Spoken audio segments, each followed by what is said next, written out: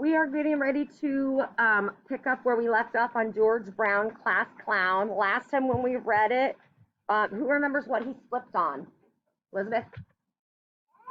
Yeah, remember his magic trick didn't work out. He slipped on those eggs, and now he's like feeling like a class clown again when that was not his plan originally. He wanted a new chapter. So here we go, Chapter 8. Let's see how it turns out.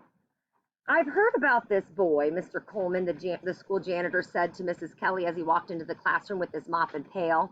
He's the one who caused that ruckus in the cafeteria. George hadn't done anything wrong in the cafeteria. He'd just sneezed. But there was no point in arguing. He was in enough trouble already. Is that true? Did he just sneeze? Okay, he might have sneezed, but then what happened? He burped, he did a magic trick, he slid across the eggs. He did more than just sneeze.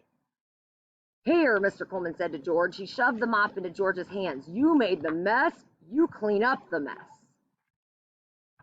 Yes, sir, he said. George began moving the wet mop over the gooey raw egg goop. Swish, swish, swish. The sound of the moving mop was pretty much all George heard. It was very quiet in the room. The rest of the class had already gone to lunch. It was just George, Mr. Coleman, and Mrs. Kelly, 2 adults to 1 kid. George, I understand that it's very hard to come into a new school, especially after the school year has started, Mrs. Kelly told him. And I could tell you're a bright boy, but clowning around is not a good way to get to know everyone. You need to try and use some self-control. George wanted to tell his teacher that he'd been trying really hard to control himself. The whole egg thing hadn't been in his control. After the burp, it was like something had just taken over him. But how do you explain something like that to a teacher? Especially when George couldn't even explain it to himself. Rumble, rumble. George heard his stomach rumble, but he understood that he wasn't going to lunch until every drop of egg slime was cleaned up. What George didn't understand was what had made him try to juggle the eggs. He hadn't planned on it. It wasn't part of the trick. It had just happened. He'd let out that giant burp, and then everything went out of control, just like it had at Ernie's Ice Cream Emporium the night before.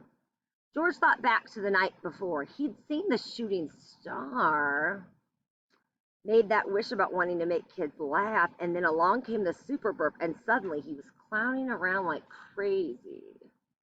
And I think maybe made that prediction. You guys remember that? I think maybe predicted that it had something to do, I think it was her, about the shooting star. Maybe. George smacked his forehead. That was it. His wish had come true, but had also gone wrong. The part about not getting into trouble hadn't come true at all. It was like that part of the wish had been cut off or something. George had wanted to be the one deciding when to fool around, but he wasn't. It was all up to the super burp. Isn't that the name of it? That's where they got the title from.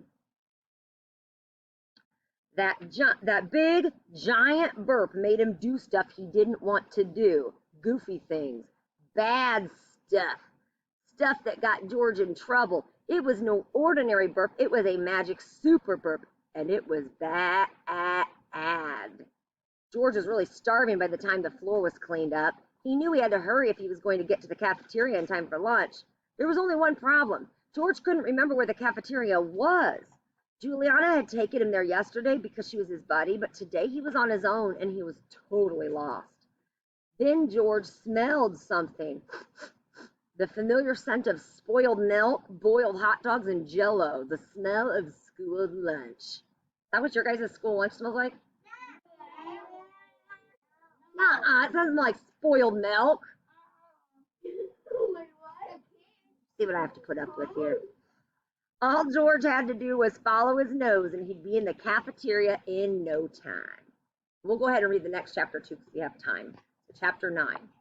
That afternoon, after school, George hung out by himself again, but at least he had his skateboard and his new skateboard ramp. His dad had built it for him near the loading dock behind his mom's store. The ramp led into an empty alleyway with no traffic. George could skate there as much as he wanted. It was perfect. George tried to focus all of his attention on his skateboarding. He was good at controlling his moves on the board, a lot better than he was at controlling the super burp anyway. That thing had a mind of its own. George pushed any thoughts of that stupid burp out of his head and continued working on his ollie. The idea was to pop the skateboard up in the air. Can you guys see what he's doing here? So to pop the skateboard up in the air and then land smoothly on the ground. George was determined to become grand master of the ollie. George stood at the top of the ramp. Ooh, a steep ramp. What's that? Oscar? A steep ramp is going to be a simple machine. Inclined plane, yeah. We learned all about that. He pushed off and then soared down the slope of the alleyway. Once he was going pretty fast, he put his back foot on the tail of his board and pushed down. At the same time, he slid his other foot forward and then, whee! George and the skateboard flew up into the air. It stayed there for a second. George felt like he was flying. A moment later, the board landed on the ground and George rolled down the alley with his legs crouched, his arms spread for balance, and his mouth smiling. So that's what we're seeing here. Yes, George exclaimed. He pumped his fist in the air. Hey, that was cool. George turned around, surprised. You're pretty good, the kid said. He had short blonde hair and was wearing a t-shirt with a bolt of lightning on the front. What does that remind you of? Bolt from the movie Bolt, or Flash, yeah. George stared at him. Pretty good. That had been a perfect ollie, a work of art. I'm also learning to do a 180-degree ollie, George told him. The whole skateboard turns right around in midair. Cool, the kid said. You look like you were flashing across the sky like a bolt of lightning. George smiled. Thanks. Or the Green Lantern, or the human fly.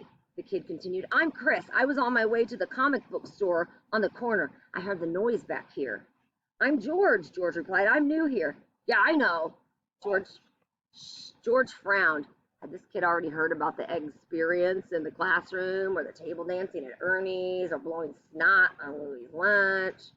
But Chris didn't bring up any of those things. Instead, he just said, I'm in Mrs. Miller's 4th grade class. I have Mrs. Kelly, George said. So, how do you like the school? Chris asked. George shrugged. I guess Edith B. Boogerman Elementary School is okay. Chris laughed. Boogerman? That's funny. Do you guys remember what it's really called? Not Boogerman. Sugarman. Remember? Edith B. Sugarman. So you just sugar, booger, rhymes. Switch it out. George looked at Chris strangely. He couldn't believe no one had ever called it that before. It was such an easy joke. George smiled. This Chris kid seemed pretty nice, and he thought George was funny. Best of all, they went to the same school and were in the same grade. If Chris stuck around for a while longer, this could officially count as hanging out with somebody. All right, so we'll stop right there and we'll pick up to see how George and Chris get along in the next chapter. Here you go.